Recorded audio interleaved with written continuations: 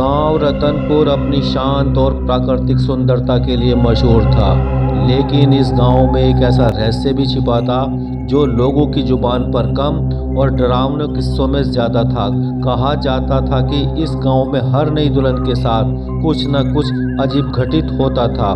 कुछ के चेहरे पीले पड़ जाते थे, कुछ रातों में नींद में चलते चलते घर से बाहर निकल जाती थी, तो कुछ रहस्यमय तरीके से गायब हो जाती थी। इस रहस्य का साया गांव के पुराने हवेली नुमा घर पर सबसे ज्यादा था, जहां दशकों पहले एक दर्दनाक घटना घटी थी। गांव के बुजुर्ग बताते थे कि उस घर की आखिरी दुल्हन कभी अपनी शादी के बाद घर से बाहर नहीं निकली। समय बीतता गया। एक दिन गांव में खबर फैली कि शहर से एक नई बहू आ रही है। अजय, जो कि गांव के प्रतिष्ठित परिवार से था, उसकी शादी सुमन नाम की लड़की से तय हुई थी। सुमन पढ़ी लिखी और समझदार लड़की थी। शादी धूमधाम से हुई और जब सुमन पहली बार अजय के घर आई तो पूरा गांव उसे देखने के लिए उमड़ पड़ा। लेकिन वहां एक बूढ़ी औरत चुपचाप खड़ी थी, जिसने सुमन को देखकर सिर्फ एक ही बात कही, अब देखना दुल्हन कब तक रह पाती है। यह सुनकर सुमन सिहर उठी, लेकिन अजय ने उसे दिलासा दिया कि ये सब पुरानी कहानियां हैं। शादी के पहले कुछ दिन सामान्य थे, लेकिन फिर अजीब घटनाएं घटने लगी।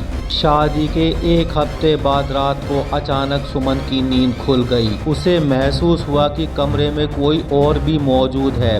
हल्की ठंडी हवा उसके चेहरे से टकरा रही थी। अचानक खिड़की के पर्दे अपने आप हिलने लगे, जबकि बाहर कोई हवा का झोंका नहीं था। तभी दरवाजे पर हल्की हल्की दस्तक हुई। सुमन ने अजय को जगाया, लेकिन जैसे ही अजय ने दरवाज़ा खोला, बाहर कोई नहीं था। अब सुमन को हर रात किसी के सिसकने की आवाज़ें आने लगी। कभी उसे महसूस होता कि कोई उसके सिरहाने खड़ा है, कभी कोई परछाई उसके कमरे में घूमती दिखाई देती। एक रात अजय की मां ने सुमन को बिल्कुल सफ़ेद चेहरे लिए हुए आंगन में खड़ा हुआ पाया। इस पर अजय की मां बोली, बहू यहाँ इस समय क्या कर रही हो? सुमन चौंक गई। उसे खुद भी पता नहीं था कि वह वहाँ कैसे पहुँची। अजय की मां ने ये बात अगले दिन गांव के बुजुर्गों को बताई, तो उन्होंने कहा, ये वही आत्मा है जो हर दुल्हन को अपने वश में कर लेती है। गांव के पुजारी को बुलाया गया। उन्होंने मंत्रों से घर का निरीक्षण किया और फिर गंभीर स्वर में बोले, इस घर में एक अधूरी आत्मा भटक रही है। यह आत्मा किसी नई दुल्हन की तलाश में रहती है। अजय और सुमन के चेहरे फक पड़ गए। सुमन ने हिम्मत जुटाकर पूछा, कौन थी वह दुल्हन? पुजारी ने गहरी सांस ली और बोले, यह कहानी दशकों पुरानी है। इस घर में एक बार शांति नाम की लड़की की शादी हुई थी। शादी की रात ही उसके पति की संदिग्ध हालत में मौत हो गई। ससुराल वालों ने शांति को अपशकुनी मानकर इसी हवेली में बंद कर दिया। महीनों तक वह भूखी प्यासी पड़ी रही। फिर एक दिन उसकी लाश इसी आंगन में मिली। सुमन के शरीर में ठंडी लहर दौड़ गई। पुजारी ने आगे कहा, शांति की आत्मा आज भी एक नई दुल्हन की तलाश में है, क्योंकि वह अपनी शादी के बाद कभी भी नई जिंदगी नहीं जी पाई। अब हर रात डरावनी होती जा रही थी।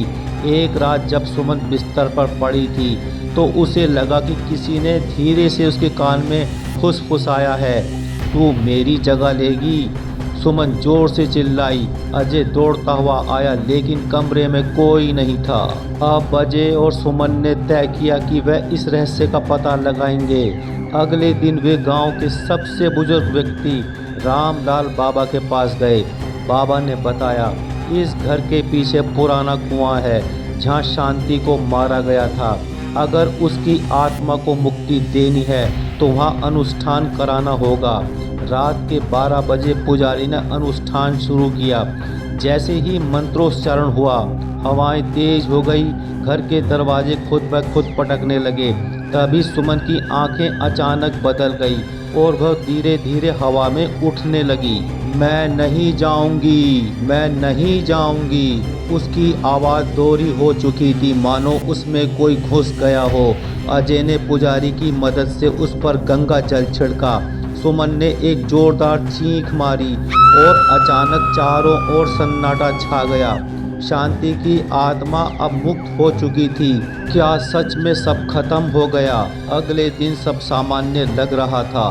सुमन स्वस्थ थी और घर में कोई अजीब घटना नहीं हुई। गांव के लोग राहत महसूस कर रहे थे। लेकिन जब अजय सुबह उठा तो उसने देखा सुमन के तकिए के नीचे एक टूटी हुई पायल पड़ी हुई थी। क्या शांति सच में चली गई थी या यह किसी नए डर की शुरुआत थी? गांव के लोग आज भी नहीं जानते कि उस रात क्या हुआ था। लेकिन अगर आप कभी रतनपुर जाएं तो हवेली के पास से गुजरते समय आपको शायद पायल की धीमी आवाज़ें सुनाई दें। दुल्हन का रहस्य, रतनपुर गांव की कहानी अभी आपने सुनी। कहानी अच्छी लगी तो वीडियो को लाइक करें, शेयर करें, चैनल को भी सब्सक्राइब कर दें। जल्द ही एक ऐसी कहानी के साथ फिर से आपसे मुलाकात होगी। तब तक आप अपना ख्याल रखें। यहाँ तक वीडियो देखने के लिए आप सभी का बहुत बहुत धन्यवाद। आपका समय शुभ हो।